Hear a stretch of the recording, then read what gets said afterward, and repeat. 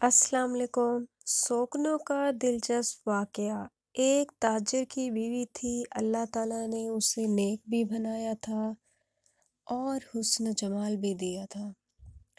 اس کا خاوند سفر کے لیے کسی دوسرے شہر جاتا ہے، وہاں اسے رہنا پڑ جاتا ہے۔ اب اس کی بیوی نے یہ محسوس کیا کہ اس کے خاوند کا قیام وہاں زیادہ ہونے لگا ہے، لہٰذا اسے احساس ہوا کہ کہیں اس نے وہاں دوسرا گھر تو نہیں بنا لیا۔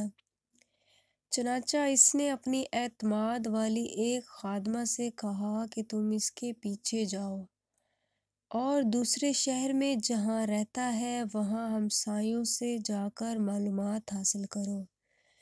جب اس نے وہاں سے معلومات لیں تو پتہ چلا کہ چونکہ اسے وہاں 10-15 دن رہنا ہوتا تھا، اس لیے اس نے وہیں کسی عورت سے نکاح کر لیا تھا اور اسے ایک گھر بھی لے کر دیا تھا جہاں وہ جا کر رہتا تھا۔ گناہ تو نہیں تھا، البتہ اس نے دوسرا نکاح کر لیا تھا۔ جب اس عورت کو کنفرم ہو گیا تو اس نے سوچا کہ میرے خاوند نے نکاح تو کر لیا ہے، اگر جھگڑا کروں گی تو خاوند کو خواہ مخواہ میرے سامنے شرمندگی ہوگی، یا یہ بھی ہو سکتا ہے کہ میرا خاوند کھلم کھلا کہہ دے کہ میں ادھر بھی وقت دوں گا اور ادھر بھی۔ جو محبت کی مساوات میرے اور میرے خاوند کے درمیان ہے، کیوں نہ میں اسی کو برقرار رکھوں۔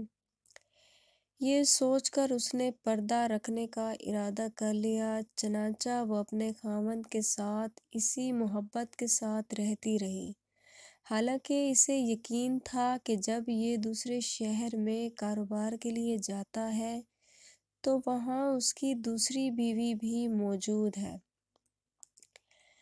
اللہ کی شان کے کچھ مہینوں کے بعد خاوند کی وفات ہو گئی۔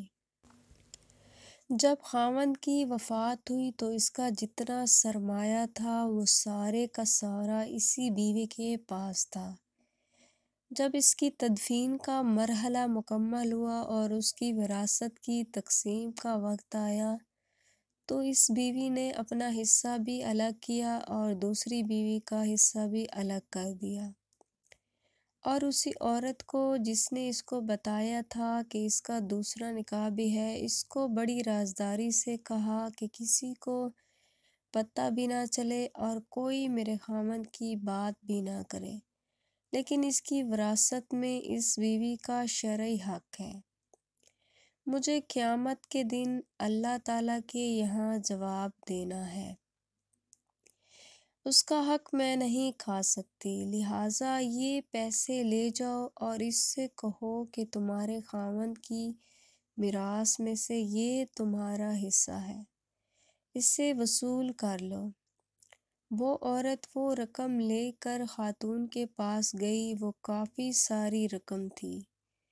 اس نے وہاں جا کر اس سے بات کی کہ اس کے خاوند کی وفات ہو گئی ہے اور اس کی بیوی نے اس کی وراثت میں سے تمہارا حصہ نکالا ہے، اس کا حق میں نہیں کھا سکتی، لہٰذا یہ پیسے لے جاؤ اور اس سے کہو کہ تمہارے خاوند کی میراث میں سے یہ تمہارا حصہ ہے، اسے وصول کر لو۔ وہ عورت رقم لے کر خاتون کے پاس گئی، وہ کافی ساری رقم تھی۔ اس نے وہاں جا کر اس سے بات کی کہ اس کے خاوند کی وفات ہو گئی ہے اور اس کی بیوی نے اس کی وراثت میں سے تمہارا حصہ نکالا ہے، کیونکہ تم بھی آخر اس کی بیوی ہو، اگر وہ تمہارا حق کھائے گی تو قیامت کے دن اللہ تعالیٰ کو جواب نہیں دے سکے گی۔